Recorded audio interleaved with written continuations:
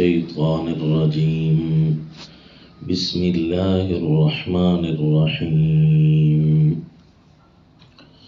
إنما المؤمنون الذين آمنوا بالله ورسوله وإذا كانوا معه على أمر جامع لم يذهبوا حتى يستأذنوه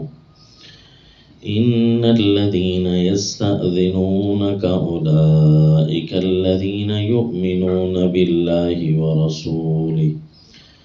فإذا استأذنوك لبعض شأنهم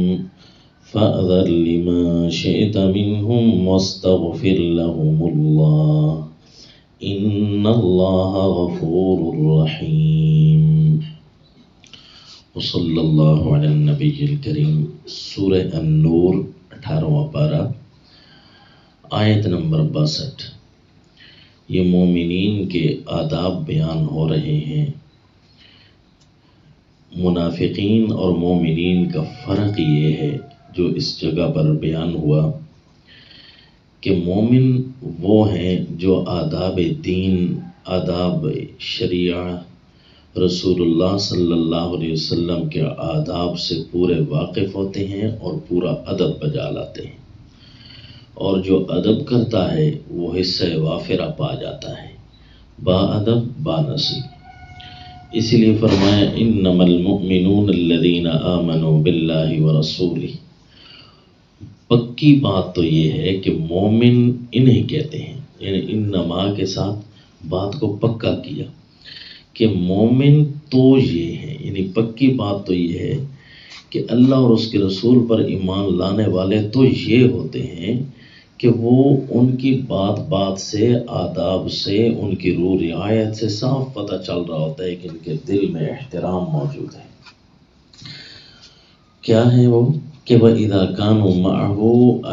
عَلَى أَمْرٍ جَامِعٍ لَمْ يَذْهَبُوا حَتَّى يَسْتَأْذِنُوا۔ جب وہ رسول اللہ صلی اللہ علیہ وسلم کے ساتھ ہوتے ہیں علی امر جامع، کسی ایسے اجتماعی امر پر، مثلا جس طرح صلاۃ جمعہ ہے، عید ہے، جماعت ہے، یا اجتماع ہے کسی مشورے کا،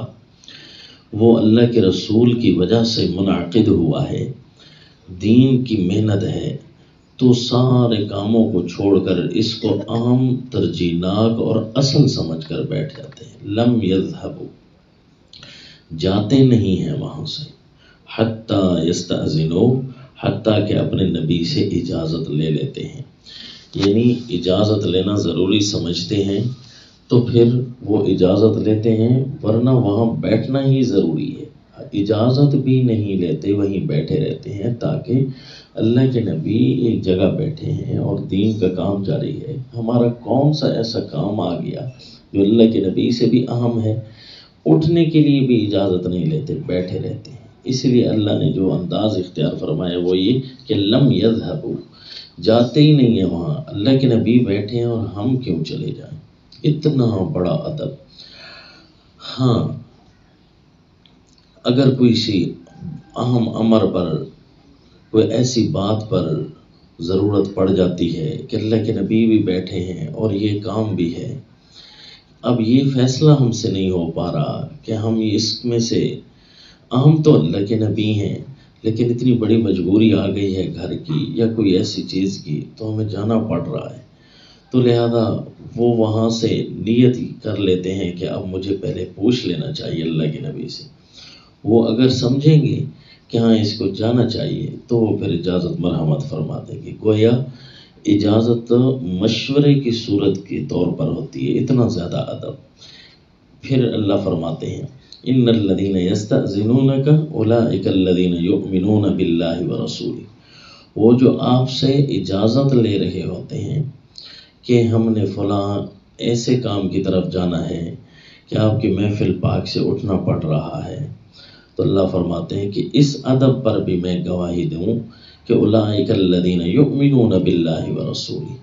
کہ یہ اپنے اللہ اور اس کے رسول پر کامل ایمان رکھتے ہیں۔ یعنی دوسری دفعہ پھر اللہ فرما رہے ہیں، پہلے بھی فرمایا انما المؤمنون الذین آمنوا باللہ ورسولہ، پھر فرمایا اولئک الذین یؤمنون باللہ ورسولہ، کہ اللہ اور اس کے رسول پر ایمان کا تقاضا یہ ہے کہ ایک ایک بات کو سوچ سوچ کر کہ کہیں یہ دین کے اوپر ترجیح تو کسی اور چیز کو نہیں دے رہا۔ یہ مومن کی شان ہوتی ہے کہ ہر اہم کام اس کا غیر اہم بنتا ہے، سب سے پہلے دین اہم ہوتا ہے۔ ہر مجبوری ان کے لیے ضروری نہیں، سب سے پہلے دین ان کا ضروری ہے۔ ہاں، کسی ایسے امور عادیہ کی وجہ سے، بشری تقاضوں کی وجہ سے پھر کچھ ایسا پڑ بھی جائے، طاقت ہمت نہیں ہو رہی، فَإِذَا اسْتَأْذَنُوكَ لِبَعْضِ شَأْنِهِمْ فَأْذَن لِمَنْ شِئْتَ مِنْهُمْ، بس جب وہ آپ سے اجازت لیں کسی بھی کام کی تو فَأْذَن لِمَنْ شِئْتَ مِنْهُمْ، تو پھر آپ ان میں سے جس کے لیے چاہیں اجازت دے دیں، کیونکہ آپ دیکھیں گے کہ وہ کسی کام کی طرف جا رہے ہیں اور ان کا یہاں بیٹھنا زیادہ اہم ہے، تو پھر آپ انہیں کہیں یہاں بیٹھ جائیں۔ تو مومن ہے فوراً بیٹھ جائے گا، ایمان دل و جان سے قبول کرے گا۔ اور اگر آپ سمجھتے ہیں کہ یہ کام اس کے لیے یہ بھی ضروری ہے، تو لہذا اگر آپ چاہتے ہیں تو اجازت دے دیں۔ رسول اللہ صلی اللہ علیہ وسلم اجازت مرحمت فرماتے ہیں،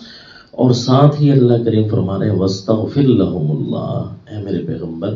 ان کے لیے پھر آپ بخشش کی دعا مانگیں، استغفار ضرور کریں، کیونکہ ایک طرف دین تھا اور ایک طرف دنیا تھی، ایک طرف اللہ کی باتیں تھیں اور ایک طرف کوئی نہ کوئی دنیاوی امور ایسے تھے۔ یہاں پر جانا ان کے لیے گناہ تو نہیں ہے، لیکن یہ حالت پیش ایسی آ گئی ہے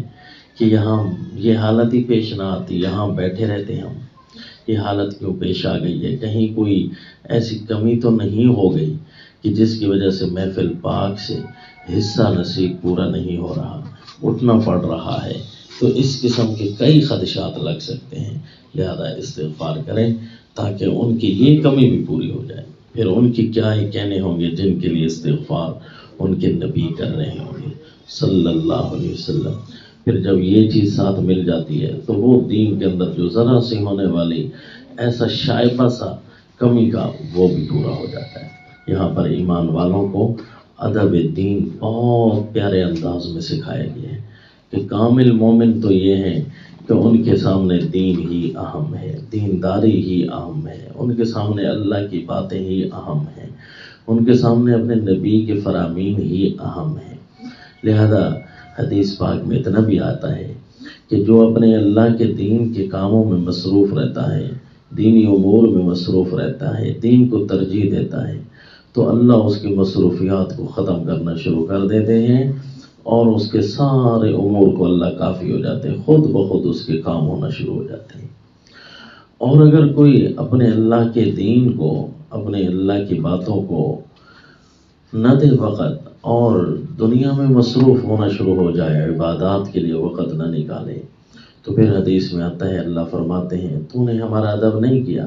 تو ملأت یدک الشغل، تیرے ہاتھ کو ہم مصروفیات سے بھر دیں گے، پھر وہ چاہ کر بھی نہیں آ سکے گا۔ لہذا جو اپنے اللہ کے لیے وقت نکالتا ہے، اللہ تعالیٰ سارا اس کا ہو جاتے ہیں اور اس کے کام خود بخود ہونا شروع ہو جاتے ہیں۔ وما علینا الا البلاغ۔